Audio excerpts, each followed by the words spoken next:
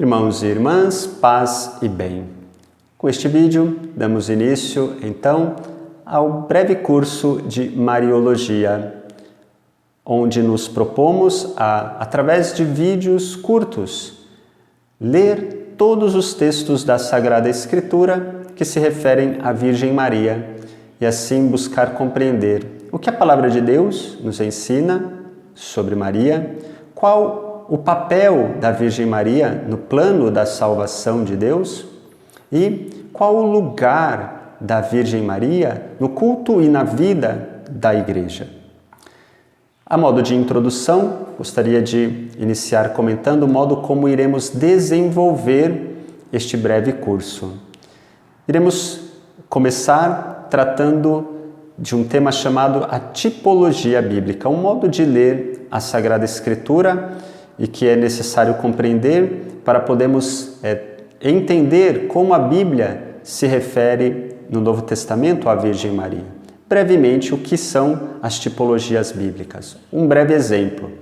No Antigo Testamento temos, quando o povo estava no deserto, que era alimentado pelo maná, aquele pão que vinha do céu.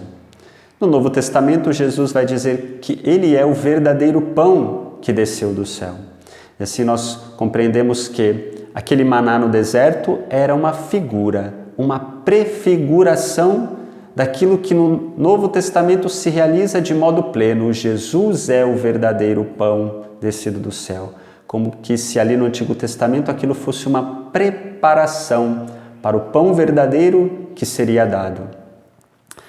Há na Sagrada Escritura muitas tipologias, muitas figuras bíblicas do Antigo Testamento que prefiguram a Virgem Maria. Alguns exemplos que serão desenvolvidos ao longo da nossa leitura bíblica sobre a Virgem Maria, a figura da mulher que aparece no Antigo Testamento, a figura da Virgem, a figura da filha de Sião, todas elas serão figuras bíblicas que de alguma forma apontam para o mistério da Virgem Maria. Bem, ao abordarmos de modo introdutório as tipologias bíblicas, nós passaremos então a ler os textos da Sagrada Escritura e faremos isso lendo os textos em ordem cronológica da qual foram escritos. Para que isso? Para que a gente possa perceber que na medida que os textos do Novo Testamento foram sendo escritos, houve um desenvolvimento da compreensão do papel da Virgem Maria dentro do mistério da salvação. Então, nós iniciaremos pela leitura da carta de Paulo aos Gálatas, que nos traz uma única passagem que se refere à Virgem Maria. Depois, iremos ler os textos que falam de Maria no Evangelho de Marcos, passando para o Evangelho de Mateus, o Evangelho de Lucas e, por fim, os escritos de João, o Evangelho e o Apocalipse.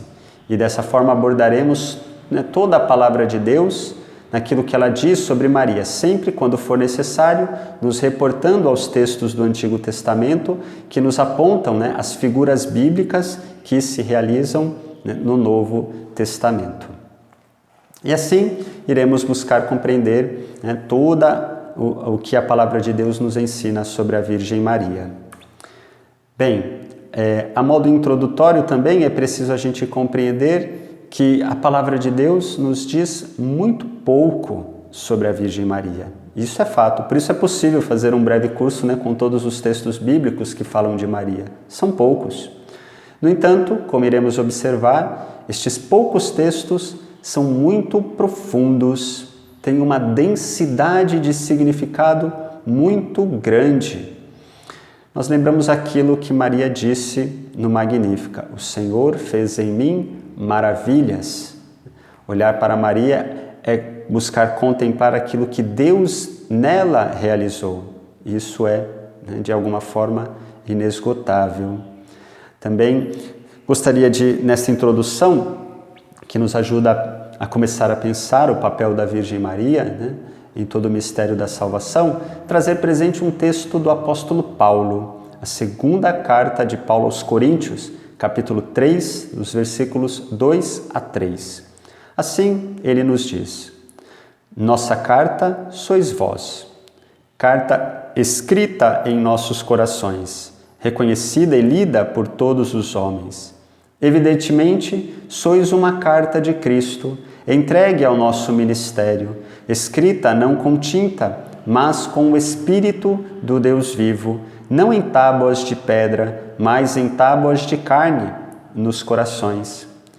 Com esse breve texto, o que Paulo está nos ensinando? Que os cristãos, eles devem ser como que cartas vivas, né, que testemunham o Evangelho, a palavra de Deus. Cartas essas escritas pelo próprio Espírito Santo, ou seja, devemos nos deixar moldar por este Espírito para ser testemunhas de Cristo no mundo. Ora, se os cristãos são chamados a ser estas cartas vivas de Deus para o outro, quanto mais assim não foi Maria. Ela, que de modo muito singular acolheu a ação do Espírito Santo sobre ela. Assim, toda a tradição cristã pensou sobre Maria. Já nos primeiros séculos, falando de Maria, Orígenes se refere a ela como uma tabuazinha encerrada, sobre a qual Deus pôde escrever livremente tudo aquilo que ele quis. E Santo Epifânio dizia que de Maria ela era como um livro grande e novo, no qual só o Espírito Santo escreveu. E a liturgia bizantina se refere a ela como o volume no qual o Pai escreveu o seu verbo. Maria foi toda tomada pelo Espírito, trouxe em si o verbo, a palavra encarnada. Ela se torna assim carta viva também para a igreja. E se a gente for pensar no próprio Novo Testamento escrito, nos Evangelhos, algo que está ali escrito veio do testemunho de Maria. O mistério da Anunciação, que é celebrado nestes dias, por exemplo, e algumas outras coisas vieram da memória e do testemunho da Virgem Maria. Ela então contribui até mesmo para a palavra de Deus escrita. Ela traz o testemunho também daquilo que Deus nela realizou. Ela se torna, portanto, naquilo que Deus nela realizou, também, de alguma forma, instrumento da revelação de Deus para nós. São Francisco de Assis, ele dizia assim, que Maria era a Virgem feita igreja.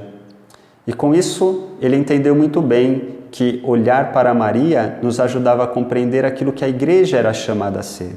Naquilo que Deus nela realizou, o mistério da salvação, nela expresso, a gente pode compreender o que a igreja é chamada a ser. Por exemplo, Maria é mãe, a igreja é chamada a ser mãe. Maria é virgem, a igreja é chamada a ser virgem. Iremos, ao ler a Escritura, compreender o que significa aqui a virgindade de Maria. Já adiantando, tem a ver com a santidade. Maria é imaculada, a igreja é chamada a ser imaculada, ou seja, vencer o pecado. Maria assunta ao céu, a igreja também é chamada a ser redimida. Então Maria expressa aquilo que a igreja é chamada a ser e assim também cada um de nós. Então, de novo, olhar para Maria nos ajuda a compreender quem ela é, o que através dela Deus diz a nós e também nos ajuda a contemplar o próprio mistério de Deus. Bem, tudo isso a modo de introdução. Iremos, a partir do próximo vídeo, começar a adentrar de modo específico na palavra de Deus. Mas antes de encerrar este vídeo introdutório, gostaria de ler um texto de Santo Arquelau, escrito lá no ano 277, nos primeiros séculos do cristianismo. Ele diz assim: se como dizes, Cristo não nasceu, também não sofreu, pois sofrer é impossível a quem não nasceu. Se ele não sofreu, é necessário fazer desaparecer até o nome da cruz. Suprimindo-se a cruz, Jesus não ressuscitou. Se não ressuscitou, ninguém ressuscitará.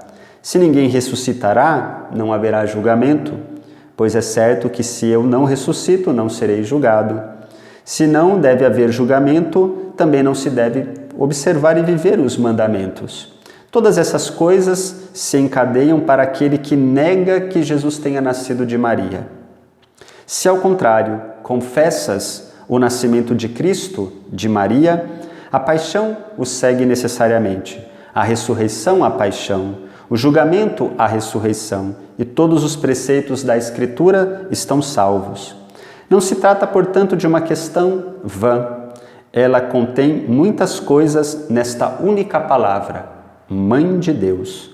Como toda a lei e os profetas estão contidos no duplo preceito, assim também toda a nossa esperança está suspensa no parto da bem-aventurada Virgem Maria.